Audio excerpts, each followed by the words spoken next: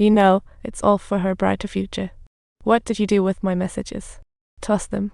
Or should I say, look at me when I talk so frustrating. Emotion spiraled, and we had a shouting match. The foster parents left the meeting room, and Ruth ran after them, demanding why she was ignored. At least respect her 20 years in prison. She yearned daily for a reply. After John controlled Ruth, Katie's foster mom said, I didn't tear up your letters. So tell her I. Seriously, they didn't continue the chat. They just turned and walked away. Classic. John apologized to Ruth.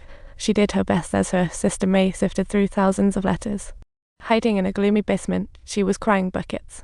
Ruth returned to work, her emotions crashing like a poorly built bridge. She vented her anger on the site walls. Will found her again. Ruth refused him repeatedly. It wasn't as she thought. Turns out Will's an ex-con too, released a year ago. She was flustered in the chat that day. So that day, Will was speechless because just standing next to each other was a legal risk.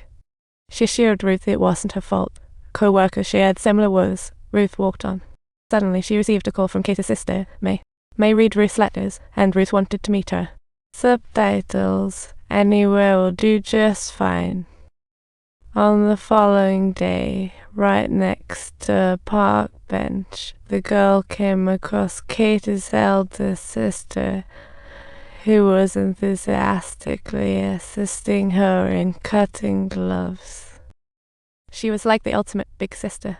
May plopped down beside Ruth, and they chatted like old friends. Ruth was thrilled to tears, seeing her sister at last. But May was stalked by Steve all the way home.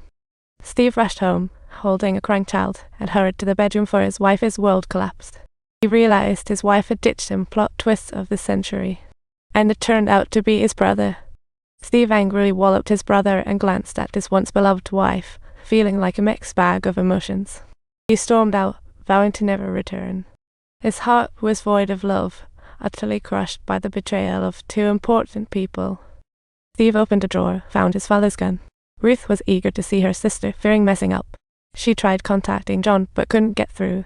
Ruth swung by the law office and found out John was MIA. Classic. She arrived at John's, asked the guys to call his mom. Soon, the cool aunt showed up, told Ruth to leave. Subtitles, the cool aunt likely knew Ruth's identity and wanted her gone. Ruth ignored her, eager to share her news.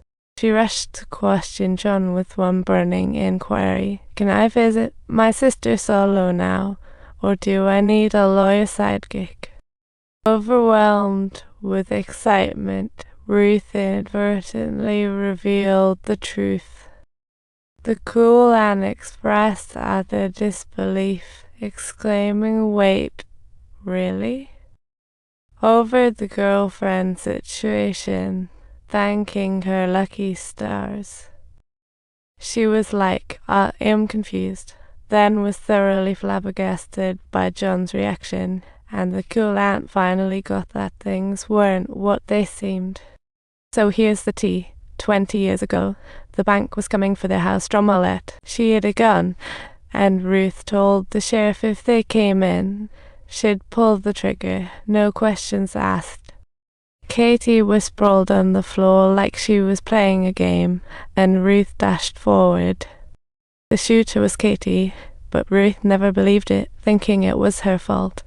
As the cool aunt's mom, she really fell for Ruth and decided to drive her to see her sister. What a trooper. Ruth recalled bursting out of the house with a shotgun. The bank folks were absolutely terrified. No surprise that she brought her sister to a bakery, tears brimming in her eyes, and made a pivotal decision, a cake for everyone. Life's a struggle, but this time her sister could eat as much as she wanted. Ruth glanced at the incoming cops and then back at her sister. Katie, I'm going somewhere, but I want you here with me. Just be aware you can do this. Alright, Katie. Look at me no matter what occurs. I will always love you, no matter what happens. I love you, and am aware that you love me too. Ruth lovingly stroked her cheek, then stood up to move her chair closer, bringing the food and drinks to her sister husk. She whispered, I love you, and left. Outside, the cops were all geared up, and the squad car surrounded her like a movie set. She willingly dropped to the ground, propping herself up.